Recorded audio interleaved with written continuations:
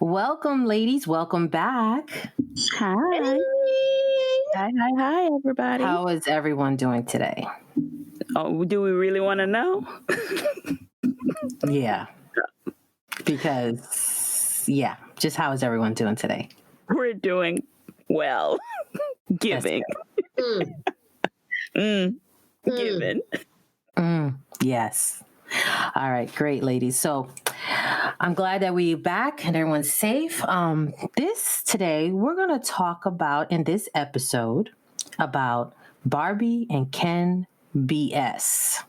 And the BS stand for, Terry? Bullshit.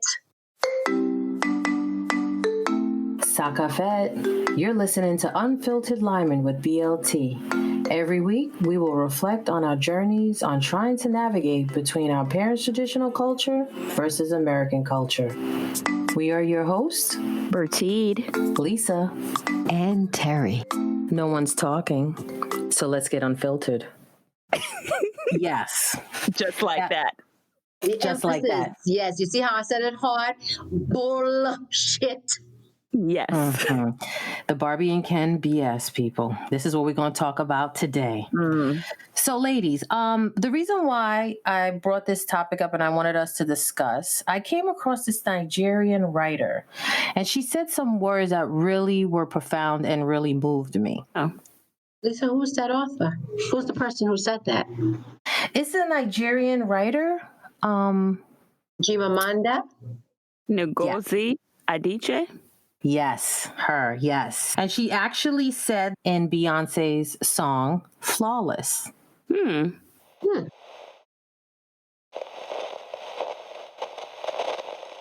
Because I am female, I'm expected to aspire to marriage. I'm expected to make my life choices, always keeping in mind that marriage is the most important. But why do we teach girls to aspire to marriage and we don't teach boys the same? I know a woman who decided to sell her house because she didn't want to intimidate a man who might marry her. We raise girls to see each other as competitors, not for jobs or for accomplishments, which I think can be a good thing, but for the attention of men. We teach girls that they cannot be sexual beings in the way that boys are. Interesting. Yeah. And she's also has a TED Talk where she actually goes more into depth. She actually talks about we should all be feminists. Okay. So that really stood out to me, and I wanted us to talk a little bit more today about why do we have these double standards, boys versus girls mindset and conditioning. So I wanted us to talk a little bit about that today. So, Now, Lisa, before we start, sorry, go ahead. I'm sorry. Well, since Lisa is bringing that topic to light, how do you feel? How does that affect you, being that you have a brother?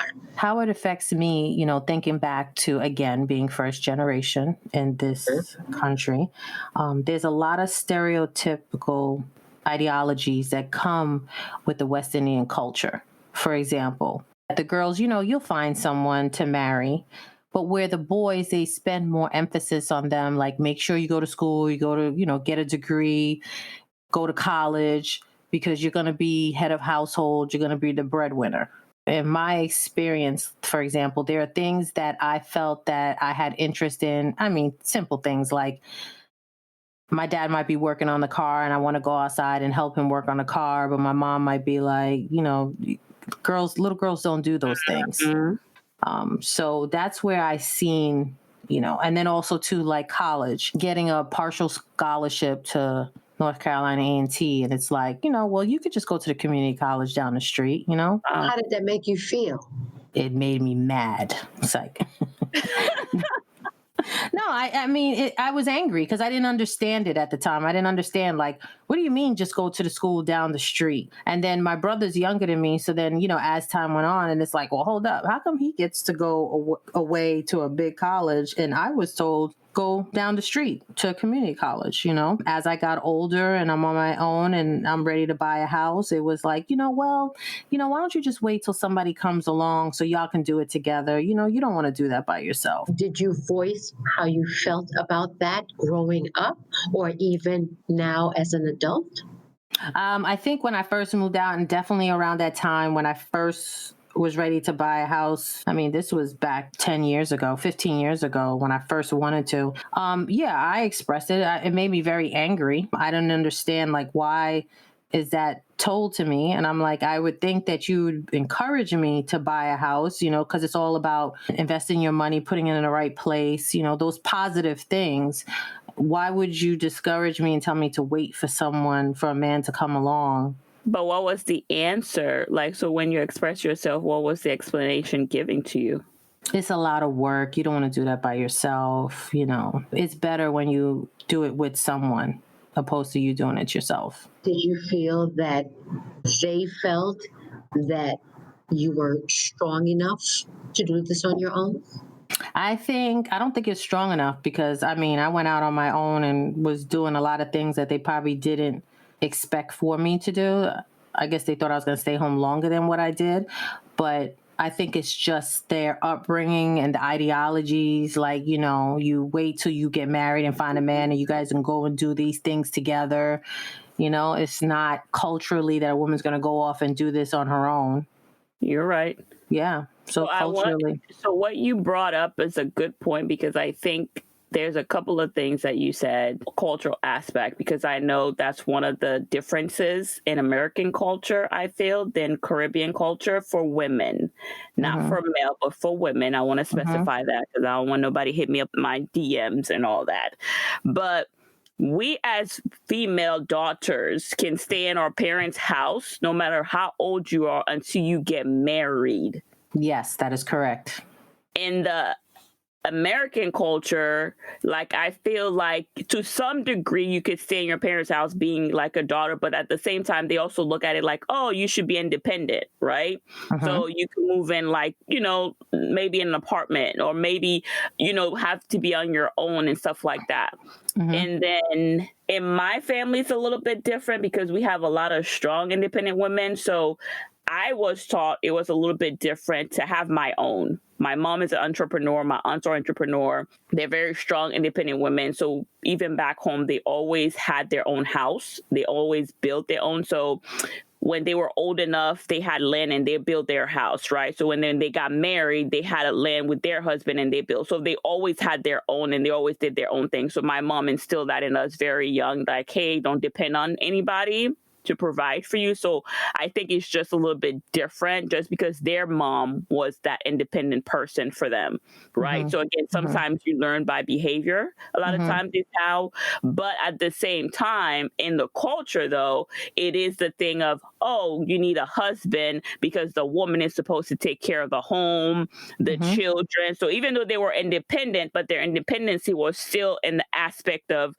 being that role, like playing that role. You know how people say defining the roles. So it was just like, oh, you still got to make sure you pop out a few babies. You still got to make sure, like, when he came home, his food was on the table. Those kind of things, like you said. And I also know that for my family, a lot of the, like, my mom's generation, they went to a certain level of school.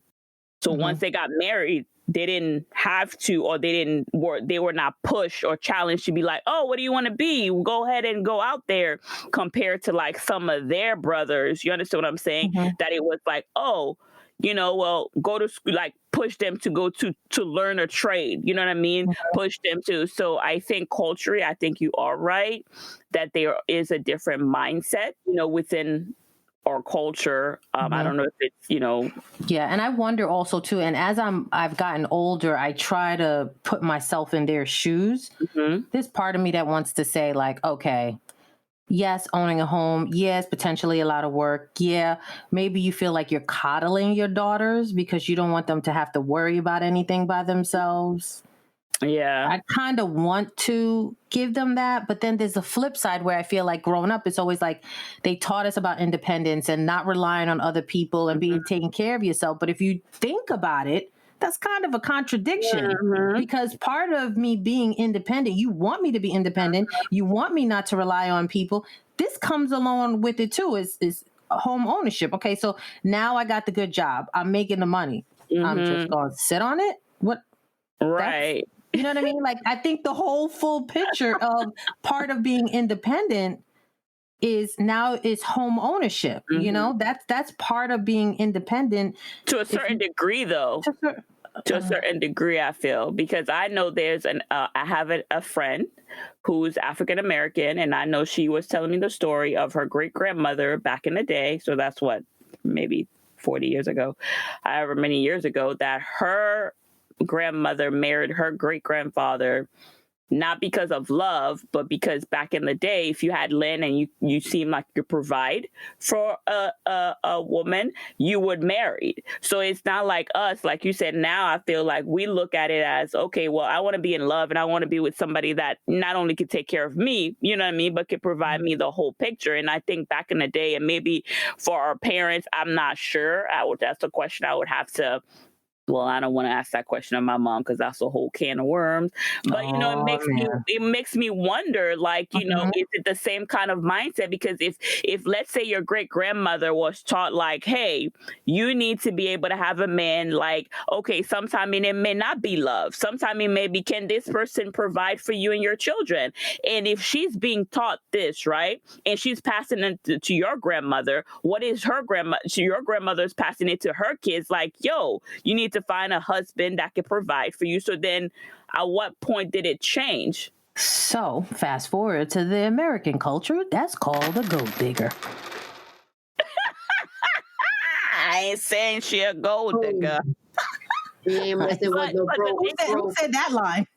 But at the same time, like, yes and no, because I know in dealing with Africans, like really from Mother Africa, is that they call that arranged marriages, right? Well, yeah, I was going to bring that up too. And they call that, like, you need to be able to, there's like a whole cultural thing behind it as we think it, but it's the fact that as a father, in talking to older male that have daughters, because I have a friend of mine, she's like the middle child and she has two sisters, and her dad is very much like, I want to make sure you girls are okay. When they bring potential husband figures to the father wants to make sure, like, yo, I've been taking care of my daughters to this level, I'm gonna need to make sure that they're kept up. Right. So a lot of times with these cultural things, I think as a father, I could see where they want to make sure that their daughters are provided for. Does that make sense? Like, I don't want her to be like the whole Barbie thing and Ken thing. Sometimes love can't feed your ass. No. So you understand what I'm saying? So in other words, instead of my parents being like, oh, wait till you find someone so you could do it together, they actually should have presented some suitors for me to pick from. Hey, now. Yeah. Yeah, I'm going to take that one back. I need to have that conversation. And why didn't you provide suitors? So then the next thing. Would you have been open to that? Probably not. Probably not. Even if they had the money? Because that's another thing. Let's say your parents did, because those matchmakers, they know what you like, right? And they know, like, true. They come up with a list. Like, there's a couple of Indian movies y'all need to watch that actually there's a whole process behind it. So you may not know that person. And like I said, it may not be love, but you could learn. They say you could learn to love somebody. So my thing is, if your parents bought you 3 fine looking guys, they got the money, they got everything you're looking for, would you be hesitant if that was presented to you? Let's talk about it.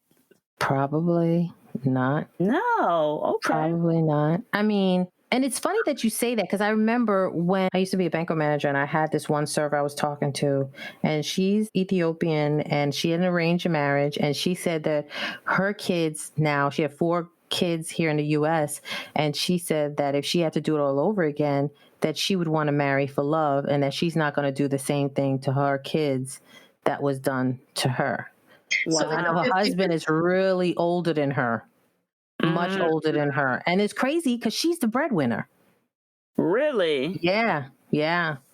Because you know those servers that work in the city, they're on gratuity, so they're making way over 6 figures. And I think her husband was a school bus driver. Was he the breadwinner back home though? Like, he might have been. He might have been, in his family. Yeah, and his family back home, they might have been. I know that there was another server that said that her family, it was like 2 goats and a cow. Mm-hmm. And, you know, her family handed her over for 2 goats and a cow. So it's a 50 Lisa said handed her over. Handed her over. Yo, Lisa, I cannot handed it over with 2 goats. I think, a matter of fact, I think my uncle still owes my grandfather a goat for my aunt, I think. I cannot. Terry, don't be looking like that. Terry, jump in anytime. Don't be looking like that, Terry. You What happened? go ahead, Terry. It's 50-50, right? Yeah. What's 50-50? Okay. You said the Ethiopian server said that the next time that she would marry for love, Oh, yeah. right? Mhm. Right. And then some people who marry for love would say they would marry for something Money. else. Exactly, for money. So Yeah. it's a 50-50 thing. So it basically, it depends on the situation. But let's go back to that question that Bertie brought up, though, Lisa. If your parents came to you with suitable men, Suitors. Mm-hmm. and you mean to tell me you thought they were attractive, they were easy on the eyes, Yeah. you know they had good jobs, they check they all the have- boxes. exactly. You cannot tell me, Lisa, that you would not entertain at least one of them. Yeah, I would entertain it. Yeah, I would. I would entertain it. Okay. Cause shit, that was doing better than what I was doing back then. Hey. Now, I would say, you know something? That's a whole nother episode, ladies and gentlemen. But anyway, I would say there are some parents that have their children best interest at heart and would really make sure that all the boxes are checked. However, there are some parents that, like They're looking my at the mother. provision. No, my mother, totally different. Any Trinidadian man that come over here that don't have his business straight, and we know what that means. He come over here, he don't have his business straight. Oh, yes, but he got pung a nail in a wall. That's not enough for me. Wait, hold up. How would your mother know if he could pound a nail in a wall? Because How would she know that? Because he can do little odd jobs at her house. Oh, okay. That's not what I thought. Yeah. I know that. I know. If your mother knows how he can pound a nail into the wall, I don't think you want to know about that business either. Ladies and gentlemen, Sorry, my bad. see how they doing. I need y'all to focus. I was with Lisa up until you said that, because I was like cringing too. I was like, well, do we want to share that? Like, are we sharing that sharing wouldn't. But anyway, in the sharing corner. Yes. my thing is, so you're saying basically, if she could get something out of those guys that could benefit her, even if it. What my mother is saying, what I got from her is that he's handy. That's what she's saying. Oh, he's good with his hands. He's handy. He can come and he can fix things. He can, like I said, he could pung a nail in the wall, meaning that he could hang a picture. He could put up curtains. He's handy. That's what she's saying. I guess you could hang the rent check on the wall too. But see, the thing about it is that they come here and then she tried to hook me up with one that was totally disrespectful. But when I told her that he was disrespectful, oh, you don't know what you're talking about. Maybe she's seen the way he pounded the nail. You know something? However that worked, I would not take any request from my mother if she was to say, something, this person is a nice guy, or does it? So let me ask you this, Terry. Is it because, so you don't have to answer, and I don't want to put nobody on blast. It's just because it's unfiltered and you went there, so I'm just going there. Is it because she doesn't know how to select those type of guys based on? I just think everybody's not good at it. Some people are good at assessing people, and there's other people that are not good at assessing people. That's just what it is. I mean, we could take that with everyday people that we meet. Everybody has their pros, everybody has their cons. I think that's what it boils down to, because I'm sure there's a lot of families out there today that have had arranged marriage and it didn't turn out right. Because just like the one server who said her husband's a bus driver, she's still with him, but she's a provider. Now the other server that said that her parents gave her, I don't know, two cows and a horse, whatever. she ran away from him because he was abusive. See? Oh yeah. You know what I mean? So not every situation is not going to be 100. You just might luck up if you have good parents that can make good decisions and that can assess people correctly, or you got the kind of parents that are going to be like, all right, 2 cows and a goat, I'm good. That is true. So I guess my question is, are some people looking to see how they can benefit from it? Because if they've given off the 2 cows and a goat, in his head, the parents was probably thinking, that's food right there. Yep. Food and money, because you could be able to produce and make, get money for it. Do they have that child's best interest at heart to make sure that this person is not only going to provide, but is also going to love and respect and honor their child? Exactly. Yep. And then to tie it back around, the reason why I use the title Barbie and Ken BS, because growing up here in America, you have the doll, Barbie and Ken, you have the perfect house, you get married, you have kids, and then everything, the white picket fence. And, as little girls, you're growing up and just think that's how life is. But the reality is that's not how life is. Because there's a double standard at the same time, right? I mean, Barbie just now has a bunch of different Barbies, you know what I'm saying, like going to work. Because back in the day, you're right, when you have the dolls, what was most of the time when you're playing with dolls, what are they playing? Mommy and daddy, right? Yep. And you have a baby, and then the little girls have their little stroller with their own baby. So that's all that the little girls are taught. Like, okay, you aspire to grow up, get married, have children. But are you telling that for our boys? No. My mother asked me, she said something the other day that I thought about. She said, boys stay in their mother's houses longer than girls, because the girls go out to find apartments for these boys to shack up in. Wow. Where? Here in America or back home? I think in general. Yes, but more so here.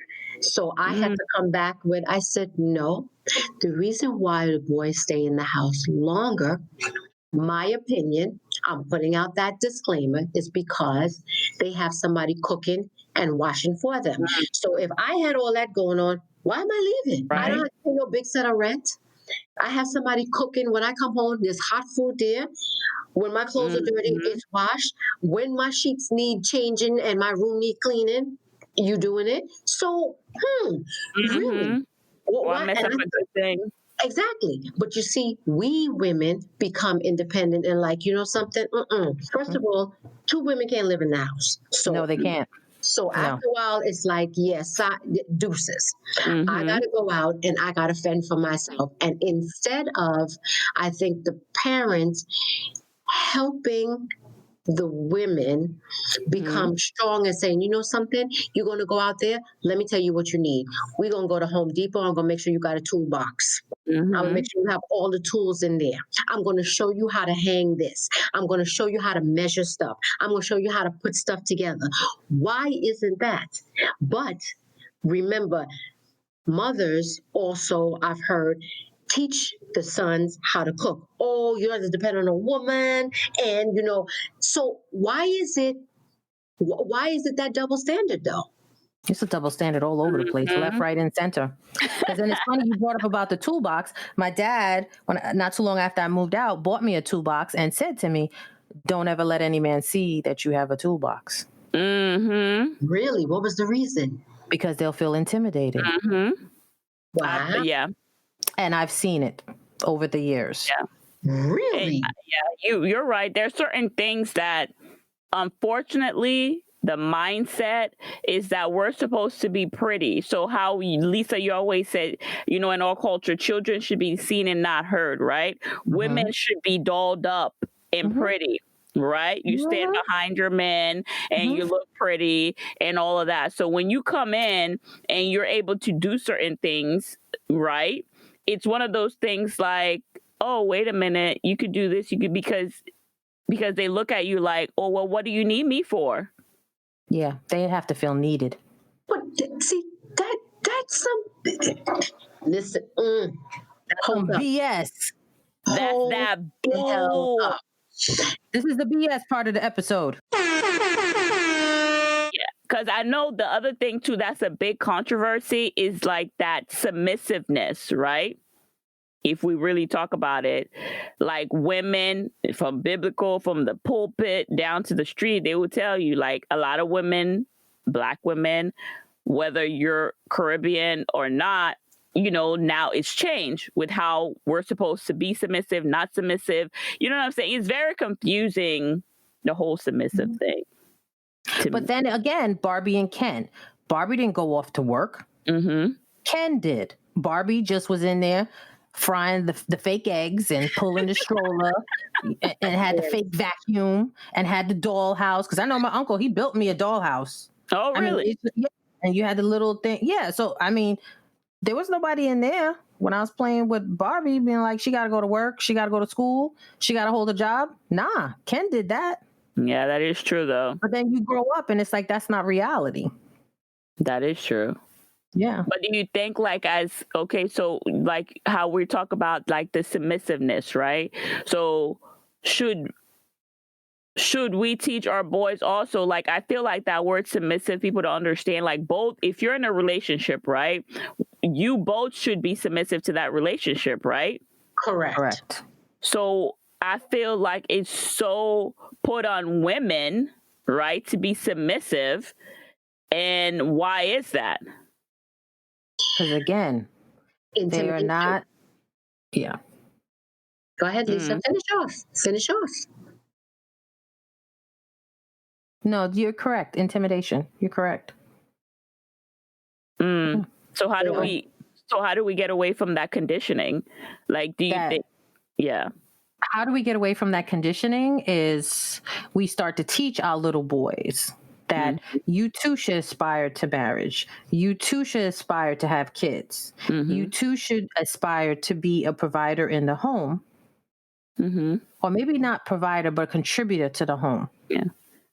And right? I think you should define the roles, right? Because I feel like I don't think, for me, I could speak for me personally, the role in how marriage were defined in the male and female role, I think the traditional, back in the day, what worked for our parents no longer applies.